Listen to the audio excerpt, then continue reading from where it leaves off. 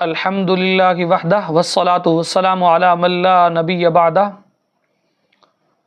اما بعد فاعوذ باللہ من الشیطان الرجیم بسم اللہ الرحمن الرحیم قال اللہ تبارک وتعالی فی القرآن المجید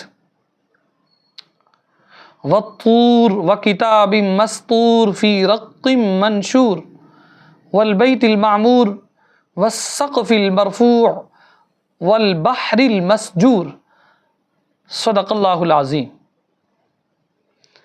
عزیزان من، آج کے ہمارے درس کا عنوان ہے خاموشی بہترین ایک پردہ ہے۔ خاموش رہنا انسان کے لیے پردے کا کام کرتا ہے۔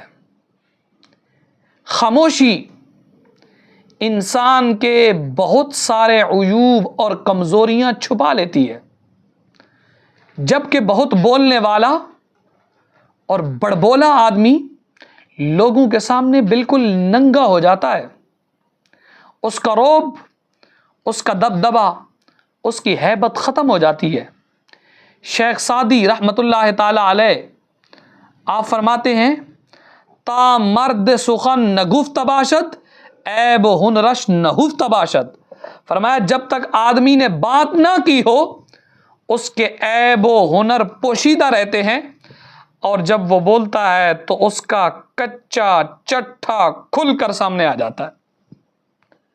خاموش رہنے میں بے شمار فائدے ہیں جن کا ہم اے روز مشاہدہ کرتے رہتے ہیں۔ پنجابی کی ایک مثال ہے، محاورہ ہے، ایک چپ تے سو سکھ، یعنی خاموش رہنے میں سینکڑوں فوائد ہیں۔ ایک لطیفہ آپ کی خدمت میں پیش کرتا ہوں۔ کہتے ہیں کہ دو پڑوسنیں بہت لڑتی تھیں، پڑوسنیں آپس میں بہت زیادہ لڑتی تھیں۔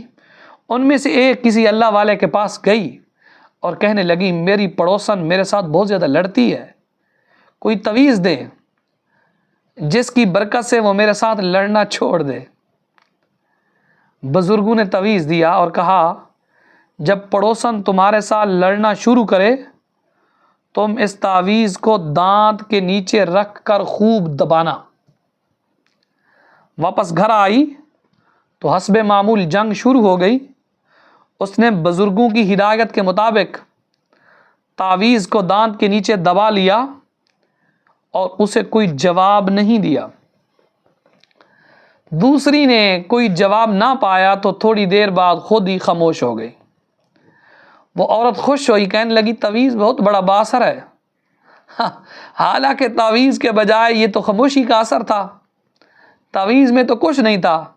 بزرگوں نے تو نفسیاتی طور پر یہ حربہ استعمال کیا تھا، جب یہ تعویذ اس کو دانتوں کے نیچے یہ دبائے گی اور بول کچھ نہیں سکے گی، تو جب یہ کچھ نہیں بولے گی دوسری مجبوراً یک طرفہ جنگ بند کر دے گی۔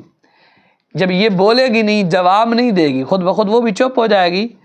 اس لیے بزرگ کہتے ہیں زبان کا غیر محتاط اور غلط استعمال انسان کو کئی قسم کے سانحات اور فتنوں سے دوچار کر دیتا ہے۔ عربی کا محاورہ ہے رب حرب حب من حرف، فرمایا کئی تباہ کن جنگوں کا آغاز صرف ایک حرف سے ہوا، یعنی ان کا سبب صرف ایک حرف تھا۔ کسی نے کوئی غلط لفظ زبان سے نکال دیا جس نے جذبات میں آگ لگا دی اور نتیجہ جنگ کی صورت میں پیش آیا۔ تو اس لیے ہمیں چاہیے خاموش رہیں۔ خاموش رہنے کے اندر ہی نجات ہے۔ سرکار نے فرمایا من صمت نجا، جو چپ رہا اس نے نجات پالی۔ اور یاد رکھنا چپ رہنا، خاموش رہنا یہ انبیاء کرام علیہم السلام، صلحاء اور حکماء کی سنت ہے۔ تو اس لیے خاموشی کے اندر بڑی برکت ہے۔